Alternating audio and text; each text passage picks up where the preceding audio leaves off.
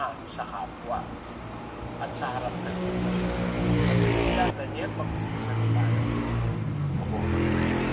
Sabi ng mga Katoliko, Kristiyano ko. Kasama natin si Brother Mark Anthony. Tanong ko naman, totoo ba yun? Ba't yung mga miyembro mo pumapatay, nagnanakaw, nangangalon niya? Kasalanan po ba? Alam mo yung pagka nakakakita sila ng babae, parang akala mo gusto nilang subsubin eh. Hindi po tunay na Kristiyano yung yung mga taong malilibog, dapat matanggap mo yun. mga taong pumapatay, Sa gawa. mga miyembrong manluloko at magnanakaw. Hindi po Kristiyano yun. Kung naniniwala kayo sa Biblia, kung nagbabasa kayo ng Biblia, kung hindi naman kayo nagbabasa ng Biblia, huwag niyong tawagin yung sarili niyong Kristiyano.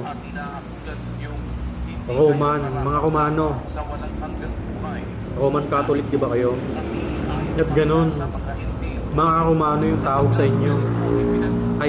Kahit Pilipino kayo, kahit hindi kayo taga-Roma, sumusunod kayo sa Papa sa Roma, dapat Romano yung tawag sa inyo.